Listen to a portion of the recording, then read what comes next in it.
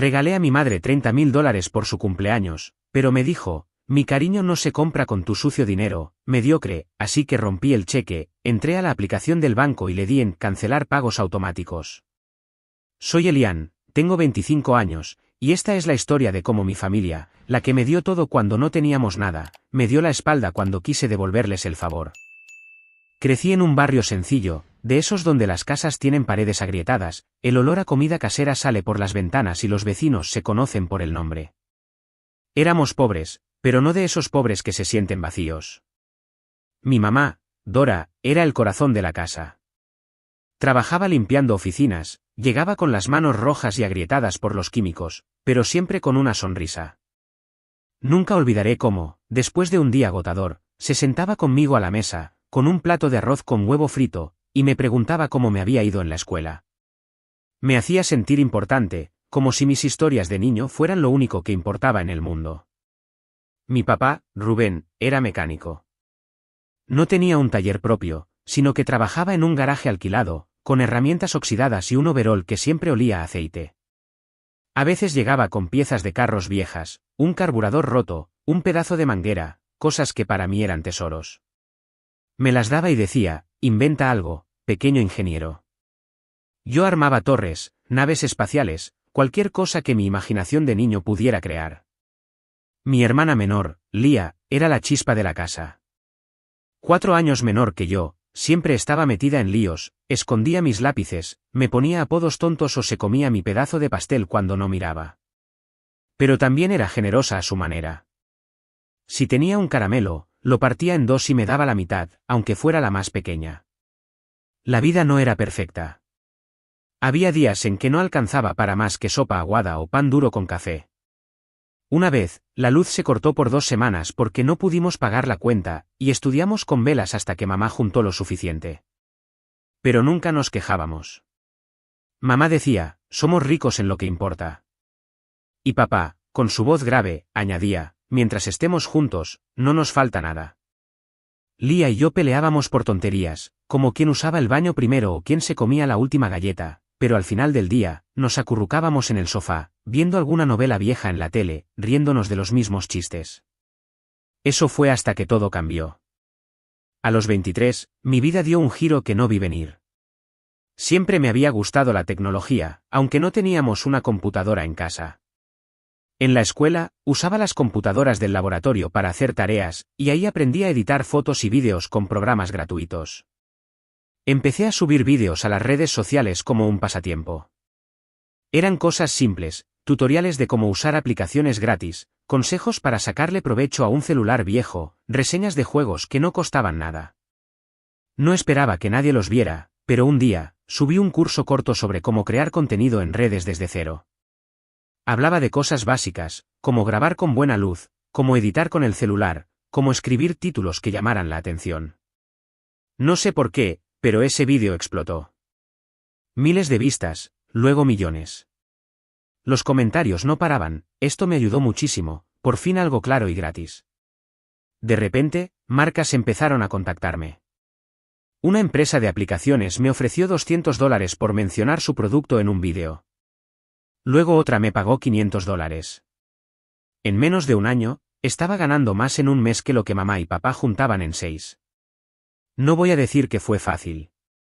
Pasaba noches sin dormir, aprendiendo a usar programas nuevos, respondiendo mensajes, buscando formas de mejorar mi contenido. Mi laptop, una reliquia que compré de segunda mano, se apagaba cada hora y me tocaba reiniciarla. Pero comparado con el trabajo de mamá, que llegaba con los pies hinchados y las manos quemadas por el cloro, o el de papá, que cargaba piezas pesadas bajo el sol, lo mío parecía un privilegio. Podía trabajar desde mi cuarto, con una taza de café, y ganar en un día lo que ellos ganaban en semanas. Me sentía agradecido, pero también culpable. ¿Cómo podía quejarme de estar cansado cuando ellos se habían sacrificado toda la vida? Quise compartir mi éxito con ellos. Era lo justo. Mamá y papá se habían matado para que yo estudiara, para que tuviera un plato en la mesa. Lía siempre estaba ahí, aunque a veces me sacara de quicio. Así que empecé a ayudar en casa. Pagué la cuenta de la luz, que siempre estaba al borde de ser cortada. Luego el agua, el gas, el internet para que Lía pudiera ver sus series y hacer sus tareas. Compré una nevera nueva, porque la vieja apenas enfriaba y el congelador era un bloque de hielo que mamá descongelaba con un cuchillo. También les regalé un microondas, una licuadora, cosas que pensé que les harían la vida más fácil. Quería que sintieran que mi éxito era de todos. Pero algo no encajaba. Papá decía gracias con un murmullo, como si le doliera pronunciarlo. Lía respondía con un genial sin despegar los ojos de su celular. Y mamá era la más rara. Al principio, hacía bromas, mira al señor millonario, no te olvides de nosotros los pobres. Pero sus ojos no reían. Había algo en su mirada, una sombra que no entendía. ¿Era envidia? ¿Orgullo herido? No lo sabía, pero cada vez que mencionaba mi trabajo o pagaba algo, ella gruñía o cambiaba de tema, como si mi ayuda fuera un insulto. Intenté no darle importancia. Pensé que era normal, que les costaba adaptarse a que su hijo, el que antes pedía dinero para los pasajes del bus, ahora los mantenía. Pero el nudo en mi estómago crecía. Quería que estuvieran orgullosos, que vieran que todo lo que hacía era por ellos. Quería que volviéramos a ser la familia de antes, la que reía junta aunque no tuviera nada. Entonces llegó el cumpleaños de mamá. Quise hacer algo grande, algo que le mostrara cuánto la quería y cuánto agradecía sus sacrificios. Pasé semanas planeándolo, imaginando su reacción. Decidí regalarle un cheque de $30.000. No era solo dinero, era mi forma de devolverle todo, las noches que se desveló cosiendo mi uniforme, los días que se quedó sin comer para que yo tuviera comida, los turnos interminables que soportó para pagar mis cuadernos. Con ese dinero, mamá podría dejar su trabajo agotador, descansar, tal vez cumplir su sueño de ir a la playa. Me emocionaba pensarlo, ella sonriendo, abrazándome, diciendo gracias, hijo. Me pasaba noches imaginando ese momento, con el corazón acelerado. El día del cumpleaños era un sábado. Organicé una reunión sencilla en la sala, un pastel de la panadería del barrio, refrescos, sándwiches que preparé con Lía. Estábamos los cuatro, como en los viejos tiempos. Mamá estaba sentada en el sofá, con su vestido azul favorito, ese que solo usaba en ocasiones especiales. A sus 48 años, se veía cansada, con líneas marcadas en la frente y las manos ásperas por años de trabajo, pero sus ojos brillaban cuando sopló las velas. Todos aplaudimos, y papá soltó un «que vivan los 30», para hacerla reír, aunque ella le dio un codazo suave, diciendo, «No me bajes la edad, Rubén, que ya no engaño a nadie». Por un instante, todo parecía perfecto, como si el tiempo no hubiera pasado, como si siguiéramos siendo la familia que se reía con nada. Mi corazón latía como tambor. Había esperado este momento por semanas, imaginando cómo le cambiaría la vida a mamá. Saqué el sobre del bolsillo de mi chaqueta, intentando parecer tranquilo, aunque por dentro estaba temblando de nervios y emoción. Lo había preparado con cuidado, un sobre blanco con un lazo rojo que até yo mismo, porque quería que se viera especial. Me acerqué a ella, sintiendo las miradas de papá y Lía, y dije con una sonrisa que traté de mantener casual, «Mamá, esto es para ti. ¡Feliz cumpleaños!». Ella tomó el sobre, lo miró con curiosidad y lo abrió con cuidado, como si temiera romperlo. Sacó el cheque, lo leyó, y entonces, silencio. Un silencio tan pesado que parecía que el aire se había vuelto de plomo. Los segundos se sintieron eternos. Luego, levantó la mirada, y en lugar de la sonrisa que esperaba, vi un brillo extraño en sus ojos, una mezcla de desprecio y algo que no pude descifrar. Soltó una risa fría, cortante, que me heló la sangre. Sin decir nada, dejó caer el cheque al suelo como si fuera basura. Sus palabras me golpearon como un martillo. ¿Esto qué es, Elian? ¿Crees que mi cariño se compra con tu sucio dinero, mediocre? ¿Que con esto me vas a impresionar? Su voz estaba cargada de veneno, cada palabra afilada como un cuchillo. ¡Qué vergüenza! ¿Crees que porque ahora tienes billetes eres más que nosotros, no? Siempre supe que eras un presumido, pero esto es patético. Quedé paralizado. Sentí como si me hubieran arrancado el aire de los pulmones. Había imaginado un abrazo, lágrimas de felicidad, un gracias, hijo, que me llenara el pecho. En cambio, sus palabras me aplastaron.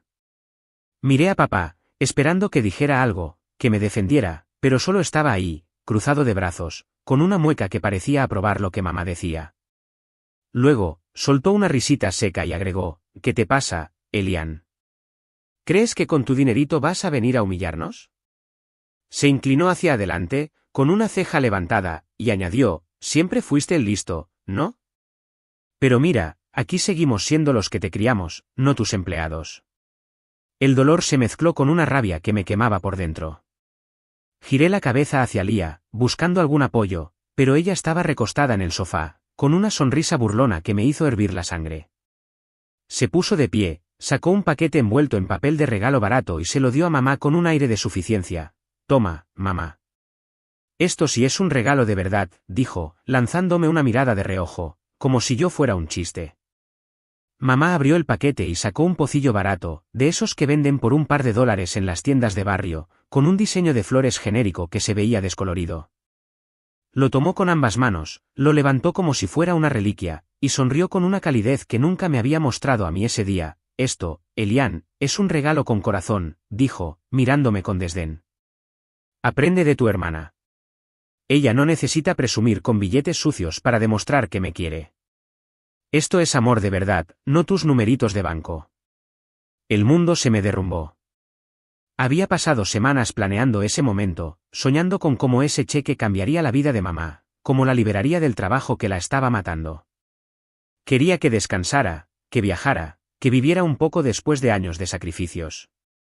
Pero en lugar de gratitud, me humillaron frente a todos. Sentí un fuego en el pecho, una mezcla de rabia, dolor y traición. Mis ojos se llenaron de lágrimas, pero apreté los dientes para no dejarlas salir. No les iba a dar el gusto de verme roto. Me agaché, recogí el cheque del suelo con las manos temblando. Lo miré un segundo, sintiendo el peso de cada centavo que representaba, de cada noche sin dormir que me costó ganarlo. Luego, lo rompí en pedazos frente a ellos, dejando que los trozos cayeran al suelo como confeti. Saqué mi celular, abrí la aplicación del banco y, con los dedos temblando de furia, di clic en cancelar pagos automáticos. Todo lo que había estado pagando, la luz, el agua, el gas, el internet que Lía usaba para sus vídeos, se acabó en ese instante. Mientras lo hacía, mamá soltó otra risa sarcástica. ¿Qué haces, pequeño millonario? ¿Crees que con tus berrinches nos vas a asustar? Dijo, con una ceja levantada, como si yo fuera un niño haciendo una pataleta. Papá agregó, con un tono burlón, sigue, Elian, sigue jugando al grande. A ver cuánto te dura esa actitud. Lía no dijo nada, solo se cruzó de brazos y soltó otra risita, como si todo fuera un espectáculo divertido. No respondí. Guardé el celular, me levanté y caminé hacia la puerta. Sentí sus miradas clavadas en mi espalda, pero no volteé. Al cerrar la puerta detrás de mí, algo se rompió para siempre. No era solo el cheque, no era solo el dinero. Era la idea de que éramos una familia que se apoyaba, que se quería sin condiciones. Esa idea murió esa noche. No dormí. Me quedé mirando el techo de mi departamento alquilado, un lugar al que me había mudado meses antes buscando un poco de independencia. Repasé todo en mi cabeza, los cuentos que mamá me leía de niño, los chistes malos de papá, las travesuras de Lía. ¿Cuándo se torció todo? ¿Era mi culpa por ganar dinero? ¿Por querer ayudar? La envidia de mamá me dolía más que nada. Ella, que se había matado trabajando por nosotros, ahora me veía como si yo fuera un traidor por no sufrir como ella. Papá, que siempre hablaba de ser el hombre de la casa, me miraba como si mi éxito lo empequeñeciera. Y Lía, mi hermana, que antes compartía todo conmigo, ahora me trataba como si fuera un extraño que no merecía su respeto. Decidí que, si despreciaban mi dinero sucio, no lo tendrían. No más pagos, no más ayuda. Si no valoraban mi esfuerzo, que se las arreglaran solos. Pero en el fondo, una parte de mí seguía esperando una disculpa, un mensaje que dijera, Elian, nos equivocamos. No sabía entonces si ese mensaje algún día llegaría. Una semana después, empezaron los mensajes. Primero fue mamá, con un tono que oscilaba entre la queja y la súplica, Elian, ¿se cortó la luz? ¿Qué pasó? Sabes que no nos alcanza. Luego Lía, en un mensaje de voz lleno de sarcasmo, oye, genio, el internet no funciona, ¿no que eras el rico de la familia? Arréglalo. Papá fue el último, con una llamada que contesté por error. Su voz estaba cargada de rabia. ¿Qué te crees, castigándonos porque no te aplaudimos tu regalito? Eres un malagradecido, Elian. Siempre lo supe. Cada palabra era como una puñalada, pero no respondí. Me limité a bloquear sus números y a seguir adelante. Si mi dinero era sucio, que se las arreglaran sin él. No voy a decir que fue fácil. Había momentos en los que miraba una foto vieja de nosotros cuatro, riendo en un picnic improvisado en el patio, y sentía que me ahogaba. Quería volver atrás, a cuando éramos una familia que se apoyaba, que no necesitaba más que un plato de sopa y una broma para ser feliz. Pero luego recordaba el desprecio de mamá, el mediocre que me escupió, el pocillo barato de Lía que valía más que mi esfuerzo. Y la rabia volvía, dándome fuerza para no ceder. Un mes después, mamá me escribió de nuevo. Esta vez, su tono era diferente, más suave, casi roto. Hijo, necesitamos hablar. Las cosas están difíciles. Por favor, ven. Algo en mí quiso ignorarla, pero otra parte, la que todavía recordaba sus abrazos de niño, me hizo aceptar. Llegué a la casa un sábado por la tarde, con un nudo en el estómago. Todo se sentía diferente. La sala, que antes olía a comida casera, ahora tenía un aire pesado, como si el polvo se hubiera acumulado. Mamá estaba sentada en el sofá, con ojeras profundas y las manos apretadas en el regazo. Papá estaba en su sillón, con una cerveza en la mano, mirando la tele apagada. Lía, en el sofá, no levantó la vista de su celular. No hubo abrazos, no hubo sonrisas. Solo un silencio incómodo que rompió mamá con un reproche: nos cortaron el agua por días, Elian. ¿Qué pretendes con tu orgullo? Dijo, con un tono que quería ser autoritario, pero que sonaba cansado. Intenté mantenerme calmado. Mamá, solo quería ayudar. Ese cheque era para que descansaras, para que no tuvieras que matarte limpiando oficinas. Pero lo tiraste, me llamaste mediocre. ¿Qué esperabas? Ella frunció el ceño, como si mis palabras fueran un insulto. Siempre con lo mismo. ¿Crees que porque tienes dinero eres mejor que nosotros? Nos restregabas tus billetes en la cara, como si nuestro esfuerzo no valiera nada. Papá levantó la mirada, con una mueca amarga. Eso es, Elian. Siempre fuiste el sabelotodo, el que se cree grande porque hace vídeos tontos. Nosotros nos matamos trabajando de verdad, no sentado frente a una computadora. Lía, sin despegar los ojos de su celular, soltó una risita. Si tanto tienes, ¿por qué no sigues pagando? No es tan difícil, ¿o sí, millonario? Me quedé mirándolos, uno por uno. Mamá, con su resentimiento disfrazado de orgullo. Papá, con su envidia mal escondida. Lía, con su indiferencia que cortaba más que cualquier insulto. Me di cuenta de algo que me rompió, pero también me liberó: no me querían por quien era, sino por lo que podía darles. Mi éxito los hacía sentir pequeños, y en lugar de alegrarse, me castigaban por ello. Me levanté, con la voz firme pero temblando por dentro. Si mi dinero es sucio, no lo necesitan. Arréglense solos. Y me fui, cerrando la puerta con fuerza. Esta vez, no miré atrás. Semanas después, mamá llamó de nuevo. Su voz estaba rota, apenas un susurro: hijo, lo siento. Fui una tonta al rechazar el cheque, al decirte esas cosas. Necesitamos ayuda, por favor. Escuché sus palabras, pero en mi cabeza solo resonaba el mediocre, el cheque tirado, la sonrisa que le dio al pocillo de Lía. Con el corazón duro, respondí: vende el pocillo que te dio mi hermana y paga las cuentas, desagradecida. Colgué y puse el celular en silencio. Por primera vez, me sentí en control, como si hubiera recuperado algo que me habían robado. Los meses siguientes fueron un torbellino. Me enfoqué en mi trabajo, cerrando contratos más grandes, trabajando con marcas internacionales que me pagaban cifras que antes solo veía en sueños. Me mudé a un apartamento más grande, con ventanales que dejaban entrar la luz y una vista al horizonte de la ciudad. Cada logro era una pequeña victoria, una prueba de que no necesitaba su aprobación para seguir adelante. Pero no voy a mentir, a veces, en la quietud de la noche, sentía una punzada de culpa. ¿Y si había sido demasiado duro? ¿Y si debí intentarlo una vez más? Entonces, hace unas semanas, mi tía me contó cómo estaba mi familia. Mamá perdió su trabajo.